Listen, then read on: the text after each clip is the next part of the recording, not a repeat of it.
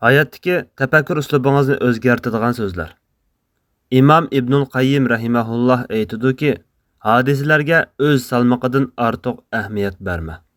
Qimmatingni o'zgalarning qarishidan emas, o'z vijdoningdan izla. Vijdon huzur topsa, martaba ustun bo'lar. O'zingni yaxshi tunisang, haq nima desa daversin, sana ziyni bo'lmas.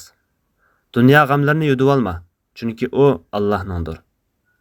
Rizqning g'amini yeb ketma, chunki u Allohdan kelur. Kelajakdanmi g'am yema, chunki u Allohning ilkididir.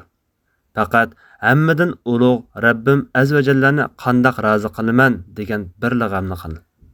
Chunki Allohni rozi qilsang, Allohmi sendan rozi bo'ladi va seni rozi qiladi. Alloh sana yetadi va seni muhtoj qilmaydi. Umidsizlanma. Qalbingni qon yig'latgan bu hayotdan umidsizlanma. Tila, ey Allah, bana dünya ve ahiretde en yaxşısını bergin deb tila. Hakikaten bir secde bilen düşkünlükten qutulup, bir dua bilen xuşallıqqa tolusan.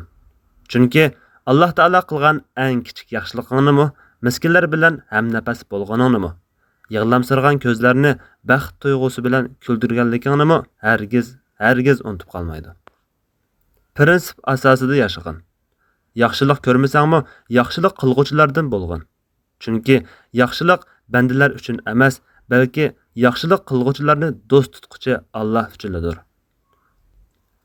Qo'llaringni sadiqa bilan uzatqinki, balo musibat sirtmoqlari bo'yningdan bo'shag'ay.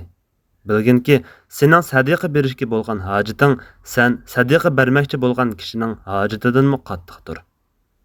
Bu so'zlarni o'zimga va men Alloh roziligi uchun yaxshi ko'rgan kishilarim, siz azizlarga hadiya qildim.